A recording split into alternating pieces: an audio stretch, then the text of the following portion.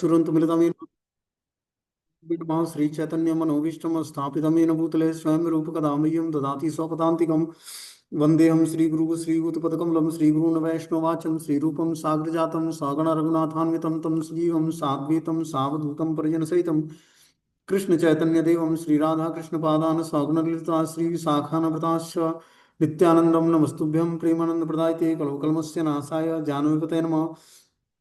नमो महावदन्याय कृष्ण प्रेम प्रदायते कृष्णाय कृष्ण चैतन्य नामिने गुरुद्वित नमः।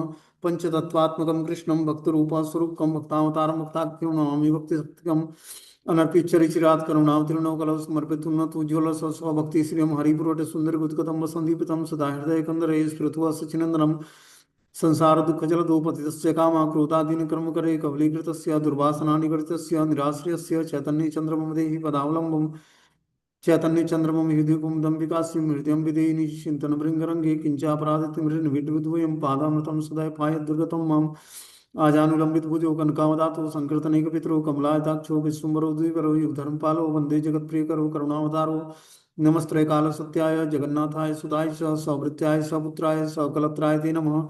अवतीर्णो साकरुण्यो परिचिन्नो सदेश्वर श्रीकृष्ण चैतन्य नित्यानंदो द्वय भ्रातरं भजे स्वजयतु विशुद्ध विक्रमम् कनकाभ्यं कमलायतीक्ष्णं वर्जानुनं विलम्बटं खड्गुज्बहुधा भक्तिरसाविनर्तकं जयति जयतु देव कृष्ण चैतन्य चन्द्रो जयति जयतु कीर्तितस्य नित्या पवित्रं जयति जयतु भृत्यस्य विश्वेशमूर्ति जयति जयतु नित्यत्वस्वरूप प्रियाणां पंचतत्त्वात्मकं कृष्णं भक्तरूपं स्वरूपकं भक्तावतारं भक्ताख्यं नमामि भक्तशक्तिकं जय श्री कृष्ण चैतन्य प्रभु नित्यानंद श्री अद्वैत गदाधर श्रीवासादि श्री गौर भक्तवृंद हरे कृष्ण कृष्ण कृष्ण हरे हरे हरे राम राम राम हरे हरे। तो इसमें हम लोग श्रीमद् चैतन्य चरितामृत से भगवान श्री चैतन्य महाप्रभु की युवा अवस्था की लीलाओं का वर्णन हम लोग सुन रहे थे। तो इसमें हमने बताया था कि जो है अब भगवान श्री चैतन्य महाप्रभु जो है गया से अपने गुरु श्री ईश्वरपुरी पास से दीक्षा लेकर और नवदीप धाम में वापस आ गए। ठीक है ना। वहाँ अपने पिता का श्राद्ध कर्म करने के बहाने भगवान चैतन्य महाप्रभु गया जाते हैं और गया में उन्होंने गया जो है बिहार में बिहार प्रदेश में जो है गया एक स्थान है जहाँ पर श्राद्ध कर्म किया जाता है अपने पितरों का तर्पण किया जाता है और पिंडदान किया जाता है। तो वहाँ भगवान चैतन्य महाप्रभु जाकर अपने पिता का श्राद्ध कर्म करते हैं और पिंडदान करते हैं। और वहाँ पर उनकी मुलाकात जो है ईश्वरपुरीपाद से होती है जो कि एक महान वैष्णव आचार्य हैं और उनसे वो दीक्षा स्वीकार करते हैं हरि नाम में। अब महाप्रभु जब ईश्वरपुरीपाद से दीक्षा स्वीकार करते हैं तो उनके अंदर बहुत सारे बदलाव आ जाते हैं। इससे पहले वो जो है एक संस्कृत के साधारण एक अध्यापक थे नवदीप में। लेकिन अब महाप्रभु अब हरि नाम दीक्षा ले चुके हैं अपने गुरु से ईश्वरपुरीपाद जी से। तब उनके अंदर अष्ट सात्विक विकार उत्पन्न हो गया जो कि प्रेम के लक्षण है। मतलब भगवत प्रेम के लक्षण उनके शरीर में प्रकट होने लगे। अब उनके जीवन का उद्देश्य क्या क्या हो गया मात्र कृष्ण की सेवा करना। तो इसका इससे लेसन्स क्या मिलता है कि जब हम किसी एलिवेटेड गुरु को स्वीकार करते हैं जो कि कृष्ण ज्ञान में परिपूर्ण है और कृष्ण भक्ति में परिपूर्ण है तो हमारे अंदर भी धीरे धीरे कृष्ण के की सेवा करने की तीव्र इच्छा जागृत होती है। दीक्षा विधान के माध्यम से गुरु क्या करते हैं हमारे हृदय में। जैसे भगवान श्री कृष्ण जब प्रकट होने वाले थे धराधाम पर तो ऐसा नहीं कि माता देव जैसे पुरुष और स्त्री के संसर्ग से बच्चा गर्भ में आता है ऐसा नहीं था। भगवान पहले वसुदेव के हृदय में प्रकट हुए और वसुदेव ने के हृदय से प्रकट होकर जब वसुदेव ने देवकी माता को दीक्षा प्रदान किया तो वसुदेव के हृदय से भगवान दीक्षा विधान के माध्यम से देवकी माता के हृदय में आए और देवकी माता के हृदय से भगवान देवकी माता के गर्भ में स्थान लिया। और जब भगवान प्रकटित हुए तो चतुर्भुज नारायण रूप में प्रकट हुए चार भुजा धारण करके शंख चक्र गदा पद्म पीताम्बर धारण करके भगवान प्रकट हुए देवकी और वसुदेव के सामने कंस के जेल में। तो कहने का उद्देश्य यह है कि भगवान जो है अब ईश्वरपुरी पास से देखो भगवान कृष्ण भी थे तो उन्होंने गुरु बनाया सांदीपनि मुनि को। कृष्ण को गुरु की आवश्यकता नहीं थी लेकिन वो एक मनुष्य के रोल में थे। तो अपने व्यवहार से भगवान दिखाते हैं कि अगर जो मनुष्य जीवन भी व्यक्ति लेता है तो उसको निश्चित रूप से गुरु बनाना पड़ेगा। और भगवान श्री कृष्ण ने सांदीपनि मुनि के आश्रम में बहुत ही तुच्छ सेवाएं किया। तुच्छ सेवाएं करके और सांदीपनी मुनि को प्रसन्न किया, तो 64 दिनों में सांदीपनी मुनि ने उनके हृदय में 64 कलाओं में निपुण बना दिया भगवान। भगवान तो सब संपूर्ण है, लेकिन उसके बाद भी उन्होंने गुरु स्वीकार किया और गुरु की महिमा को स्थापित किया। वही सांदीपनी मुनि गौर लीला में, भगवान श्री गौरांग महाप्रभु की लीला में, ये ईश्वर पाद बन के आते हैं और उनसे दीक्षा स्वीकार करते हैं। तो अब नवदीप शहर में अब भगवान श्री चैतन्य महाप्रभु ने अपने नित्य सिद्ध पार्षदों पर, बहुत सारे पार्षदों पर कृपा किया।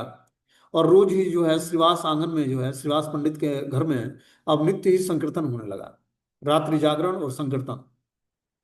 क्योंकि अब संकीर्तन मूवमेंट का प्रचार आगे बढ़ाना था, तो महाप्रभु ने श्रीवास आंगन से ही संकीर्तन शुरू किया पहले। तो श्रीवास आंगन में जब संकीर्तन शुरू हुआ, बता रहे कि महाप्रभु ने नवद्वीप के सारे नागरिकों को हरे कृष्ण महामंत्र का कीर्तन करने का आदेश दिया और वे घर घर में नियमित रूप से संकीर्तन करने लगे। सारे भक्त हरे कृष्ण महामंत्र के साथ यह लोकप्रिय गीत भी गाने लगे, हरि हराय नमः, कृष्ण यादवाय नमः, गोपाल गोविंद राम श्री मधुसूदन।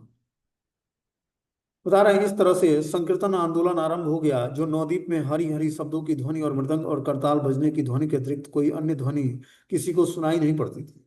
अब मात्र नवद्वीप में मात्र हरे कृष्ण महामंत्र ही गूंजता था, और करताल और मृदंग की ध्वनि से पूरा नवद्वीप जो है आप्लावित था उस संकीर्तन की ध्वनि से। हरे कृष्ण मंत्र की गुंजायमान ध्वनि सुनकर स्थानीय मुसलमानों ने अत्यंत क्रुद्ध होकर काजी के पास शिकायत कर दिया। काजी मतलब कोतवाल जो होता है, उसके पास वो मुसलमान काजी था, उसके पास शिकायत कर दिया। बता रहे हैं कि गया से लौटने के पश्चात श्री गौर सुंदर ने संकीर्तन धर्म का प्रचार आरंभ कर दिया। सर्वप्रथम श्रीवास घर में कीर्तन आरंभ हुआ, तत्पश्चात सभी भक्त लोग अपने अपने घरों में कीर्तन करने लगे। यह समाचार जब नवद्वीप के मुसलमान शासक चांद काजी के पास पहुंचा, तो वह क्रोधित होकर अपने सैनिकों के साथ एक भक्त के घर पहुंच गया जहां पर संकीर्तन हो रहा था। वहां पहुंचकर उसने मृदंग को जमीन पर पटक दिया और उसके टुकड़े टुकड़े कर दिए। कीर्तन में सम्मिलित वैष्णव को चेतावनी देते हुए बोला कि आज तो मैंने मात्र मृदंग ही फोड़ा है, यदि पुनः यहाँ पर कीर्तन हुआ तो सभी को कठोर सजा दी जाएगी और सबका जाति नष्ट कर दिया जाएगा। ऐसा कहकर काजी चला जाता है। अब तो काजी के भय से कीर्तन बंद हो गया। जब यह घटना महाप्रभु के कानों में पहुंची तो वे क्रोधित हो गए। उन्होंने सभी वैष्णव को एकत्रित किया और उनसे कहा कि उस दुष्ट काजी का इतना साहस कि वह मेरे संकीर्तन को कैसे बंद कर सकता है। यह अच्छी बात नहीं है। आज तक कीर्तन घर के अंदर होता था, परंतु कल से नवद्वीप की गलियों में विशाल नगर नगर संकीर्तन हुआ करेगा। तो आज तक जो है संकीर्तन श्रीवास आंगन में होता था, दरवाजा बंद करके। लेकिन अब आगे से बोल रहे हैं संकीर्तन जो है नवद्वीप की गलियों में विशाल नगर संकीर्तन होगा। तब देखता हूं कि वह काजी और उसके सिपाही हमारा क्या बिगाड़ सकते हैं। अतः तुम सब लोग कल संध्या के समय अपने अपने घरों को सजाना और हाथों में मसाल जलाकर महानगर संकीर्तन में सम्मिलित होना। ये महाप्रभु का आदेश सब भक्तों को मिल गया। यह सुनकर भक्तों में हर्ष की लहर दौड़ पड़ी और वे उत्कंठा से अगले दिन की प्रतीक्षा करने लगे। दूसरे दिन संध्या के समय हजारों की संख्या में भक्त लोग प्रभु के घर पर उपस्थित हुए और वहां से एक विशाल संकीर्तन यात्रा प्रारंभ हुई। उस विशाल संकीर्तन यात्रा में कितने ही मृदंग, करताल और झांझर इत्यादि वाद्य बज रहे थे। हजारों भक्तवृंद उच्च स्वर से महामंत्र का संकीर्तन कर रहे थे। सबके हाथों में मसाल था। धीरे धीरे यात्री काजी के महल की ओर ही जा रहे थे। इस प्रकार महाप्रभु ने 3 टोलियां बनाई। 3 टोलियों में 21 लोगों का समूह बनाया, जिसमें से 4 मृदंग बजाने वाले, एक संकीर्तन गाने वाला और बाकी सब जो है करताल बजाने वाले लोग थे। और पहली टोली में जो है हरिदास ठाकुर नृत्य करते। दूसरी टोली में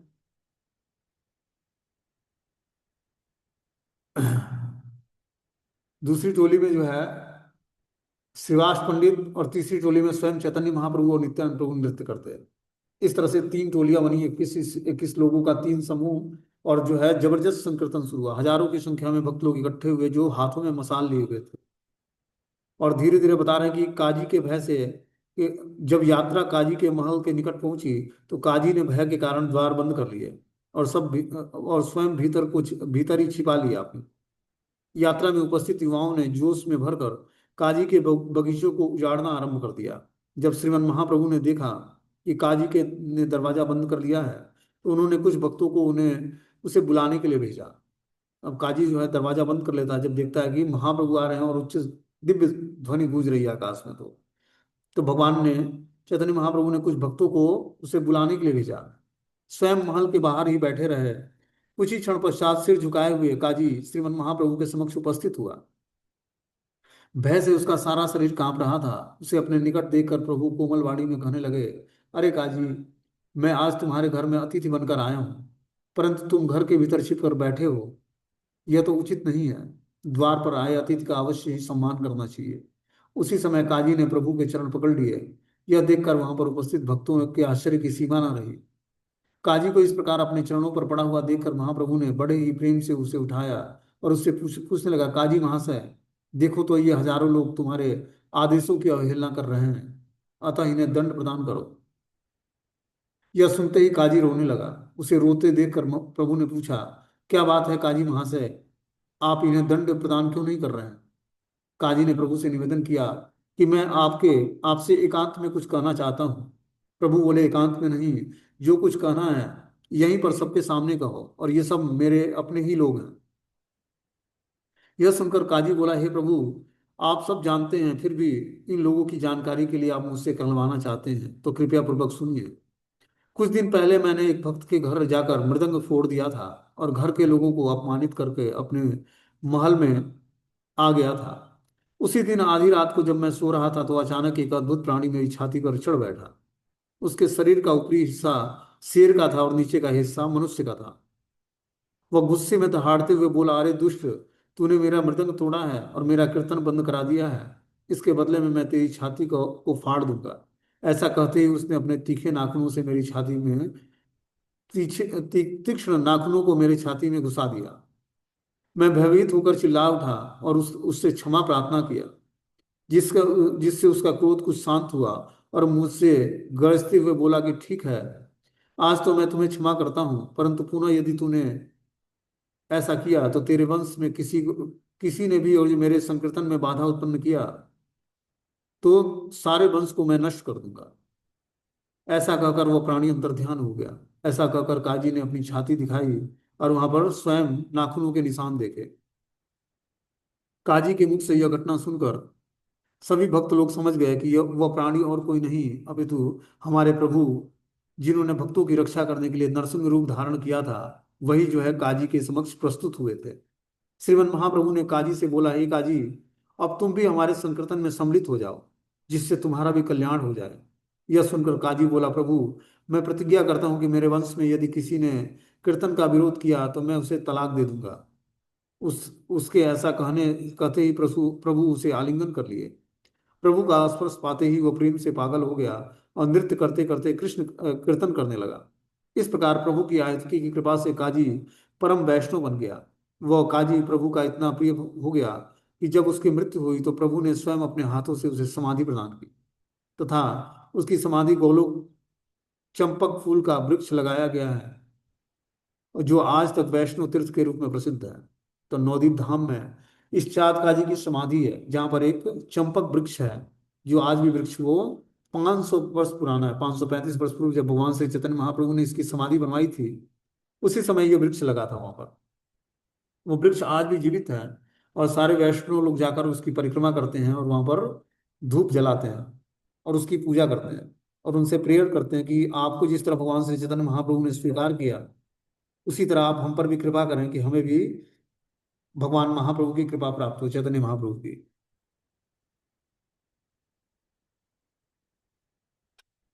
अब आगे बता रहे हैं इसमें कि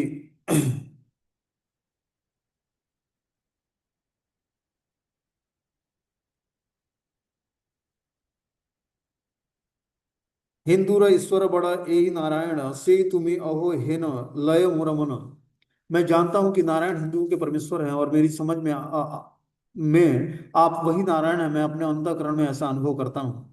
काजी को इस प्रकार सुंदर वचन बोलते हुए सुनकर श्री चैतन्य महाप्रभु ने उसका स्पर्श किया और हंसते हुए इस प्रकार बोले, आपके मुख से कृष्ण के पवित्र नाम के उच्चारण ने आश्चर्य कर दिखाया है। इसने आपके सारे पर पाप कर्मों के फलों को निर्मूल कर दिया है।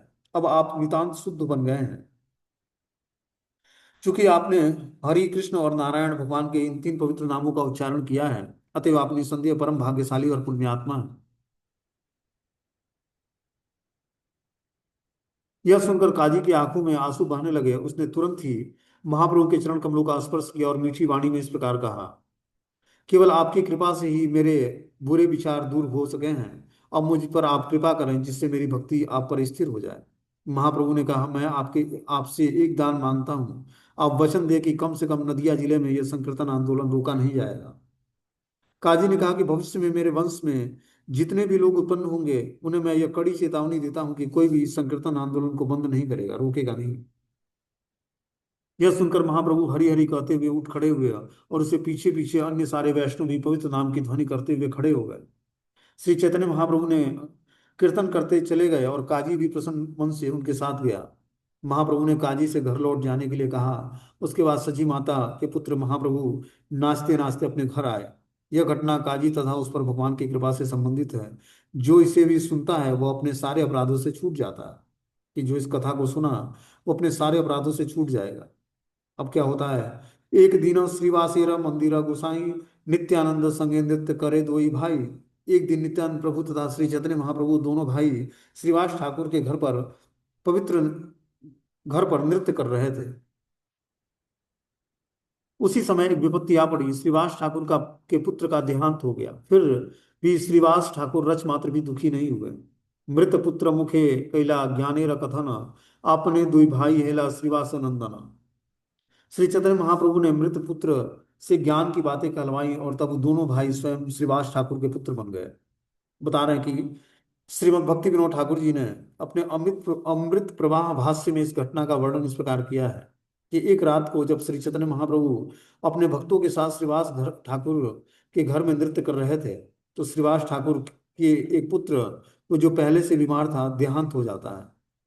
किंतु श्रीवास ठाकुर इतने धैर्यवान थे कि उन्होंने शोक प्रकट करने के लिए किसी को रोने नहीं दिया, क्योंकि वे नहीं चाहते थे कि उनके घर में चल रहा संकीर्तन में किसी प्रकार का व्यवधान पड़े। इस तरह विलाप न किए जाने के कारण कीर्तन चलता रहा। किंतु जब कीर्तन समाप्त हुआ तो चैतन्य महाप्रभु ने इस घटना को भाप लिया। अतः उन्होंने कहा कि इस घर में अवश्य कोई विपत्ति आई है। जब उसे श्रीवास ठाकुर के पुत्र के निधन की सूचना दी गई तो उन्होंने इस प्रकार शोक व्यक्त किया, मुझे यह सूचना पहले क्यों नहीं दी गई। वे उस स्थान पर गए जहां उनका मृत पुत्र लेटा हुआ था और उससे पूछा कि हे बालक, तुम श्रीवास ठाकुर का घर छोड़कर क्यों जा रहे हो। उस मृत पुत्र ने तुरंत उत्तर दिया कि मैं इस घर में तब तक रहा जब तक मेरा यहाँ पर निर्धारित समय था। अब समय पूरा हो गया है, अतः मैं आपके निर्देश के अनुसार अन्यत्र जा रहा हूँ। मैं आपका सनातन सेवक हूँ और आश्रित जीव हूँ। मुझे आपकी इच्छा अनुसार ही कर्म करना है। आपकी इच्छा के परे न तो मैं कुछ कर सकता हूँ, न मुझ में ऐसी शक्ति है। मृत पुत्र के इस वचनों को सुनकर श्रीवास के सारे परिवार वालों को दिव्य ज्ञान प्राप्त हुआ। फलतः शोक करने का कोई कारण न था। यह दिव्य ज्ञान भगवत गीता में वर्णित है। तथा देहांतर प्राप्ति धीरस्तत्व न मुह्यते। मरने पर मनुष्य दूसरा शरीर धारण करता है, अतः धीर पुरुष शोक नहीं करता है। मृत पुत्र तथा महाप्रभु के मध्य इस वार्ता के बाद दाह संस्कार संपन्न किया गया और महाप्रभु ने श्रीवास ठाकुर को आश्वस्त किया कि आपने अपना एक पुत्र खोया है, किंतु नित्यानंद प्रभु और मैं आपके नित्य ही पुत्र हैं। हम आपका साथ कभी नहीं छोड़ेंगे। यह कृष्ण के साथ दिव्य संबंध का एक अन्य उदाहरण है। कृष्ण के साथ हमारा संबंध उनके नित्य दास मित्र पुत्र पिता प्रेमी के रूप में होता है। जब यही संबंध विकृत रूप धारण करता है तो इस भौतिक जगत में प्रतिबिंबित होता है और हम अन्यों के साथ पुत्र पिता मित्र प्रेमी स्वामी या दास रूप में संबंध स्थापित करते हैं। तो इस तरह से श्रीवास ठाकुर के पुत्र के देहांत पर भगवान श्री चैतन्य महाप्रभु ने और नित्यानंद प्रभु ने उनका पुत्र बनना स्वीकार किया कि आपका एक पुत्र मरा है और हम आपके पास अभी दो दो पुत्र हैं। तो इस प्रकार भगवान श्री चैतन्य महाप्रभु और नित्यानंद प्रभु श्रीवास ठाकुर के पुत्र रूप में अपने को बताते हैं।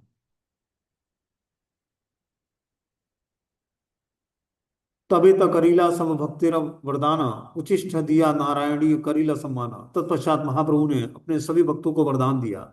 उन्होंने नारायणी के प्रति विशेष सम्मान प्रकट करते हुए उसे अपना शेष बचा प्रसाद दिया। तो बता रहे हैं कि जो है, अब महाप्रभु ने अपने सारे भक्तों को वरदान दिया। वहां पर एकत्रित जितने भी भक्त लोग थे, उस कहाँ पर? श्रीवास ठाकुर के घर में। उन्होंने सबको वरदान दिया भगवान ने, और खासकर नारायणी के प्रति विशेष सम्मान प्रकट किया, उसे अपना शेष बचा हुआ प्रसाद दिया। नारायणी श्रीवास ठाकुर की भांजी थी, और बाद में वही श्री वृंदावन दास ठाकुर की माता बनी। इस संदर्भ में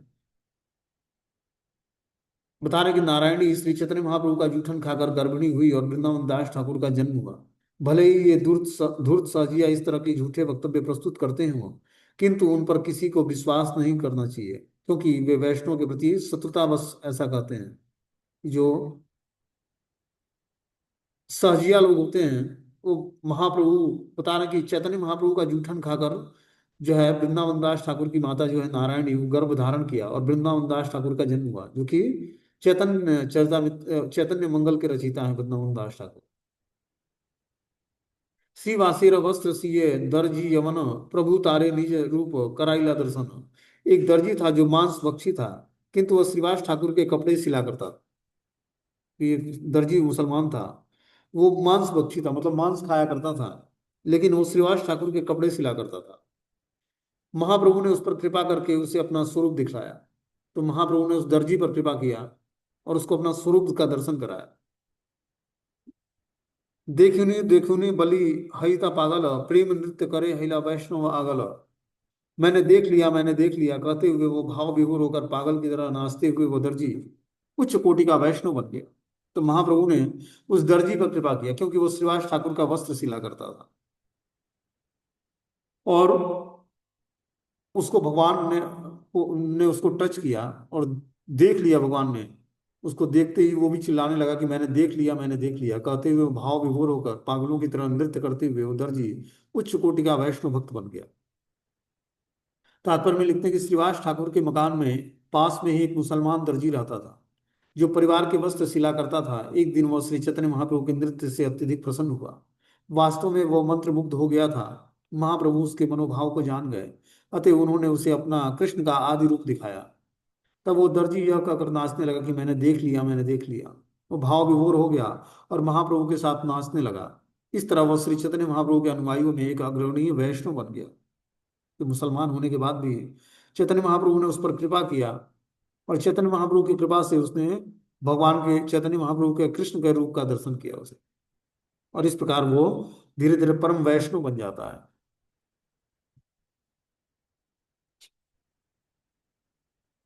आगे बता रहे कि भाव में महाप्रभु ने श्रीवास ठाकुर से अपनी वंशी मांगी, किंतु श्रीवास ठाकुर ने उत्तर दिया कि आपकी वंशी तो गोपियों ने चुरा ली है। एक दिन उनको कृष्ण भावनाभावित होते हैं भगवान श्री चैतन्य महाप्रभु, तो श्रीवास ठाकुर से वंशी मांगते हैं। तो श्रीवास ठाकुर ने उत्तर दिया कि आपकी वंशी तो गोपियों ने चुरा लिया है। सुनिया प्रभुर बल बल बले न आविश, श्रीवास वडे न वृंदावन लीला रसे। उस उत्तर को सुनकर महाप्रभु ने आवेश में आए और बोलते चलो कहने लगे। इस प्रकार श्रीवास ने श्री वृंदावन की लीलाओं के दिव्य रस का वर्णन किया। सबसे पहले श्रीवास ठाकुर ने वृंदावन लीलाओं की दिव्य मधुरता का वर्णन किया, जिन्हें सुनकर महाप्रभु के चित्त में हर्ष अत्यधिक बढ़ गया। तो पहले श्रीवास ठाकुर ने वृंदावन लीलाओं का की दिव्य मधुरता का वर्णन किया, जिसको सुनकर महाप्रभु का चित्त जो है अत्यंत हर्ष से भर गया।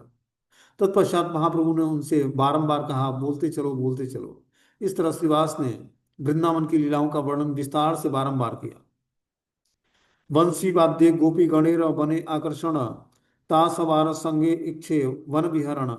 श्रीवास ठाकुर ने विस्तार से बताया कि किस तरह गोपियां कृष्ण की वंशी की धुन से वृंदावन के जंगलों की ओर आकृष्ट हुई थी, और किस तरह वे जंगल में उनके साथ साथ विहार करती थी। ताही मध्य छाया ऋतु लीला वर्णन, मधुपान रसो उत्सव जल केली कथन। श्रीवास पंडित ने 6 ऋतुओं में की गई सारी लीलाओं का वर्णन किया। उन्होंने मधुपान करके रास नृत्य रचाने, यमुना में तैरने और अन्य ऐसी घटनाओं का वर्णन किया, जो कि कृष्ण लीला में भगवान ने अलग अलग जो रास नृत्य किया था, मधुपान किया था, यमुना में तैरे थे, ऐसी घटनाओं का वर्णन श्रीवास ठाकुर जो है ऐसी लीलाओं का वर्णन करने लगते हैं। बला बला बले प्रभु सुनीते उल्लास, श्रीवास कहे न तबे रास रसे रसेर विलास। तब महाप्रभु ने अत्यंत हर्षित होकर सुनते हुए कहा कि कहते चलो। तब श्रीवास ठाकुर ने रास लीला का वर्णन किया, जो कि दिव्य रस से भरपूर था। तो श्रीवास ठाकुर गोपियों के रास लीलाओं का वर्णन महाप्रभु के सामने करते हैं। कहिते सुनिते छे प्रातः काल हैया, प्रभु श्रीवासी रतोसी आलिंगन कैला। इस तरह से महाप्रभु को कहते कहते और श्रीवास ठाकुर को सुनाते सुनाते प्रातः काल हो गया। तो महाप्रभु ने श्रीवास ठाकुर का आलिंगन करके उन्हें तुष्ट कर दिया। तो इस प्रकार बता रहे कि ठाकुर श्रीवास ठाकुर को सुनाते सुनाते प्रातः काल हो गया महाप्रभु के द्वारा, और महाप्रभु ने श्रीवास ठाकुर का आलिंगन करके उन्हें तुष्ट कर दिया। तबे आचार्य घरे कैला कृष्ण लीला, रुक्मणी स्वरूप प्रभु आपने हैला। तत्पश्चात श्री चंद्रशेखर आचार्य ने घर में कृष्ण की लीलाओं का नाटकीय अभिनंदन किया। स्वयं महाप्रभु ने कृष्ण की मुख्य पटरानी रुक्मणी का अभिनय किया। कभू दुर्गा लक्ष्मी हया, कभू वा चित चित शक्ति, खाटे वसी भक्त गणे दीला प्रेम भक्ति। महाप्रभु कभी देवी दुर्गा का अभिनय करते, कभी लक्ष्मी का, या कभी शक्ति योग माया का।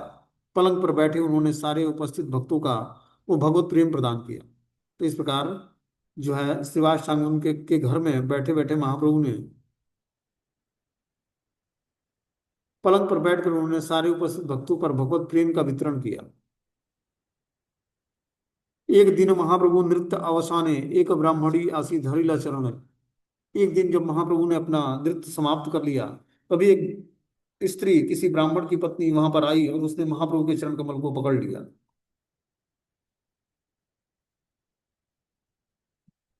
चरण धूलि से ही लय बार बार, देखिया प्रभुरा दुख हईला पारा। जो ही वह स्त्री बारंबार उनके चरण कमलों की धूलि लेने लगी, महाप्रभु को अपार दुख हुआ। किसी महापुरुष के चरण कमलों को पकड़कर उस व्यक्ति के लिए निश्चित ही अच्छा होता है जो धूल लेता है, किंतु श्री चैतन्य महाप्रभु ने के दुख का यह उदाहरण संकेत करता है कि वैष्णव को चाहिए कि किसी को अपने चरण कमलों की धूलि ना दे। जो व्यक्ति किसी महापुरुष के चरण कमलों की धूलि लेता है वो अपने पाप उस महापुरुष को दे देता है। जब तक वो व्यक्ति जिसकी धूलि ली गई है वो अत्यंत बलशाली न हो, तो धूल देने वाले व्यक्ति के पापों को उसे सहना पड़ता है। अतः सामान्यतः ऐसा नहीं होना चाहिए। कभी कभी बड़ी बड़ी सभाओं में लोग हमारे चरण छूकर वही लाभ प्राप्त करते हैं। बता रहे हैं कि जो है, जो परम वैष्णव होते हैं उस उनको अपने चरणों को नहीं छूने देना चाहिए किसी को, क्योंकि उससे क्या होता है कि व्यक्ति के पापों को उसे सहना पड़ता है। इस कारण से चरण नहीं छुलाना चाहिए किसी से। बता रहे कि जो ही वो स्त्रियां बारंबार उनके चरण कमलों की धूल लेना चाहती, महाप्रभु अपार दुख होता, अपार महाप्रभु को अपार दुख होता। वे तुरंत ही दौड़ते दौड़ते गंगा नदी में गए और उस स्त्री के पाप फलों को दूर करने के लिए नदी में कूद पड़े। नित्यानंद प्रभु तथा हरिदास ने उन्हें पकड़कर नदी से बाहर निकाला। आगे बता रहे हैं कि उस रात महाप्रभु विजय आचार्य के घर पर रुके। प्रातःकाल महाप्रभु अपने भक्तों को साथ लेकर घर लौट आए। एक दिन गोपी भावे गृह ते वसिया, गोपी गोपी नाम लह्य विसह हइया। एक दिन महाप्रभु गोपियों के भाव में अपने घर बैठे हुए थे। वह विरह से अत्यंत खिन्न होकर गोपी गोपी पुकार रहे थे। इस दिन महाप्रभु अपने घर में बैठे थे और विरह में, मतलब गोपियों के विरह में वो बार बार जो है गोपी गोपी कहकर पुकार रहे थे घर में। बता रहे हैं कि एक पड़ुआ अइला प्रभु के देखी थे, गोपी गोपी नाम सुनी लागिते नाची लागी ल बलिते। महाप्रभु का दर्शन करने आया हुआ एक विद्यार्थी चकित था कि वे गोपी गोपी पुकार रहे हैं। अतः वह इस प्रकार बोला। तो महाप्रभु के लक्षणों को देखकर एक विद्यार्थी जो है चकित हो गया कि इस समय महाप्रभु गोपी गोपी क्यों पुकार रहे हैं।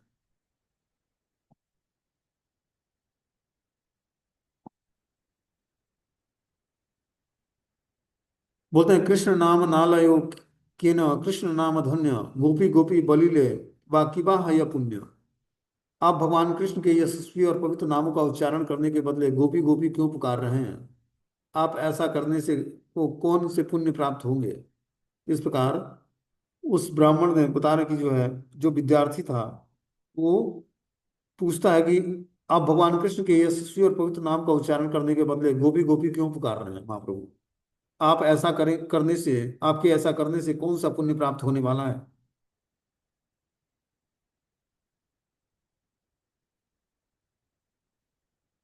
मूर्ख विद्यार्थी की बात सुनकर महाप्रभु बहुत क्रुद्ध हुए और उन्होंने अनेक प्रकार से भगवान कृष्ण को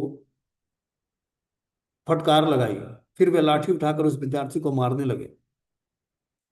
बोलते हैं श्रीमद् भागवतम में उल्लेख है कि जब उद्धव गोपियों के लिए विशेषतया राधा रानी के लिए कृष्ण का संदेश लेकर आई थी, तो सभी गोपियों ने विशेषतः श्रीमती राधा रानी ने कृष्ण की अनेक प्रकार से भर्त्सना की थी। किंतु ऐसी भर्त्सना उस प्रकार प्रेम प्रवृत्ति को दर्शाती है जिन्हें सामान्य व्यक्ति नहीं समझ सकता है। इसी तरह कृष्ण को भी प्रेमाधिक्य के कारण फटकारा गया। जब श्री चैतन्य महाप्रभु गोपियों के आवेश में थे, तो उस विद्यार्थी ने श्री कृष्ण के पक्ष का समर्थन किया और महाप्रभु अत्यधिक क्रुद्ध हुए। उनके क्रोध को देखकर मूर्ख सामान्य नास्तिक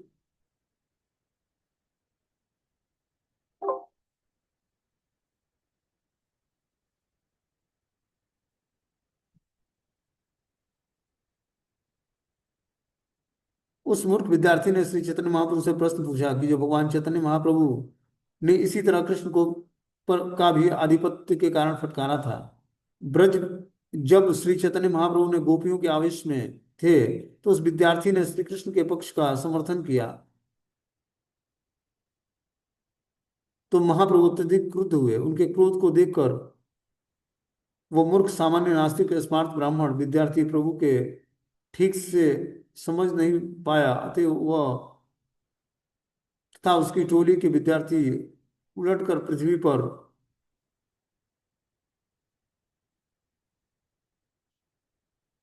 बता रहे कि उसकी टोली के विद्यार्थी उलटकर महाप्रभु पर प्रहार करने लगे। इस घटना के बाद श्री चैतन्य महाप्रभु ने संन्यास लेने का निश्चय किया, जिससे लोग उन्हें सामान्य गृहस्थ समझकर उनके प्रति अपराध न करें, क्योंकि आज भी भारत में आमतौर पर सन्यासी का आदर किया जाता है। तो इस प्रकार जो है चैतन्य महाप्रभु ने संन्यास देने के लिए तो स्वीकार कर लिया, लेकिन बता रहे हैं कि जो है चैतन्य महाप्रभु ने संन्यास लेने का निश्चय किया, जिससे लोग उन्हें सामान्य गृहस्थ समझकर उनके प्रति अपराध न करें। तो महाप्रभु ने संन्यास लेने का निर्णय किया ताकि लोग गृहस्थ समझकर उनके प्रति अपराध न करें और प्रॉपर वो रिस्पेक्ट दें। आगे बता रहे हैं कि जो है वो विद्यार्थी डर के मारे भाग गया, तो महाप्रभु उसके पीछे पीछे दौड़ने लगे, किंतु भक्तों ने किसी तरह उन्हें रोक लिया। तो इस प्रकार जब है महाप्रभु बता रहे कि उनको पीछे पीछे दौड़ने लगे, किंतु भक्तों ने उनको रोक लिया। भक्तों ने महाप्रभु को शांत किया और उन्हें गले लगा लिया और उन्हें घर ले आया। वह विद्यार्थी भागकर अन्य विद्यार्थियों की टोली में मिल गया। इस प्रकार बताया कि पड़ुआ शस्त्र यहाँ पड़े एक ठाई, प्रभुर वृतांत द्विज नाहे, कहे तहाँ यही। यह वह ब्राह्मण विद्यार्थी भागकर वहां गया जहां पर 1,000 विद्यार्थी एक साथ पढ़ रहे थे। वहां उसने इनसे इस प्रकार घटना का वर्णन किया।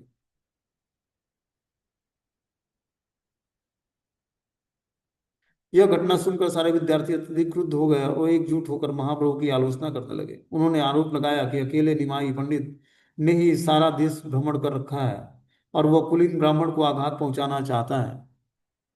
उसे धार्मिक सिद्धांतों से कोई भय नहीं है। इस प्रकार जो है निमाई पंडित ने सारे देश को भ्रष्ट कर दिया है। वह कुलीन ब्राह्मण को आघात पहुंचा रहे हैं। उसे धार्मिक सिद्धांतों में कोई भय नहीं रह गया। यदि वह फिर से ऐसा निर्मम कार्य करते हैं, तो हम अवश्य ही बदला लेंगे और उन्हें मारेंगे।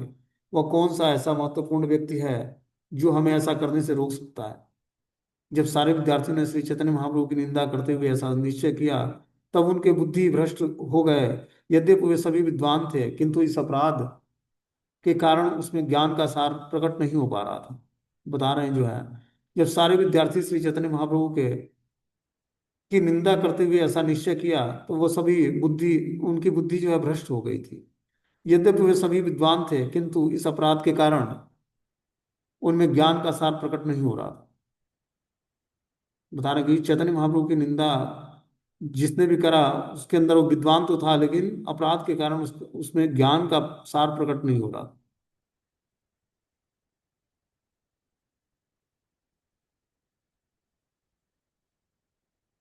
किंतु दंभी विद्यार्थी विनीत नहीं हुए, उल्टे वे इस घटना की चर्चा कहीं भी सर्वत्र करते रहे। वे हंसी हंसी में महाप्रभु की आलोचना करते रहे। सर्वज्ञ होने के नाते श्री चैतन्य महाप्रभु ने उन विद्यार्थियों की दुर्गति समझ गए। फलतः वे घर घर में बैठकर वैद उनको उबारने का विचार करने लगे। महाप्रभु ने सोचा कि सारे तथाकथित अध्यापक तथा विज्ञानी एवं अनेक विद्यार्थी धर्म के नियमों तथा सकाम कर्म तथा तपस्या का पालन करते हैं, फिर भी वे साथ साथ चिंतन चिंतक एवं धूर्त होते हैं। जहाँ तक उस भौतिकतावादी का चित्रण हुआ है, जिन्हें भक्ति का सदैव ज्ञान नहीं है, किंतु धार्मिक नियमानुसार कर्म करने वाले तथा तपस्या करने वाले क्यों न हो, किंतु यदि वह पूर्ण पुरुषोत्तम भगवान की निंदा करते हैं तो वे धूर्त कहलाएंगे। इसकी पुष्टि हरिभक्ति शुद्धोधन में दी गई है कि अगर जो कोई व्यक्ति पूर्ण पुरुषोत्तम भगवान के भक्तों की निंदा करता है तो उससे भी भगवान अब बता रहे कि उससे भी व्यक्ति रुष्ट हो जाता है। इसकी पुष्टि भगवत गीता के हरि भक्ति शुद्धोधन में 3.11 में दिया हुआ है। तो इस प्रकार बता रहे हैं कि जो है महाप्रभु ने सोचा कि जो तथाकथित अध्यापक और विज्ञानी एवं उनके विद्यार्थियों के धर्म धर्म के नियमों सकाम कर्म और तपस्या का पालन करते हैं, वे सभी साथ साथ निंदक एवं धूर्त होते हैं।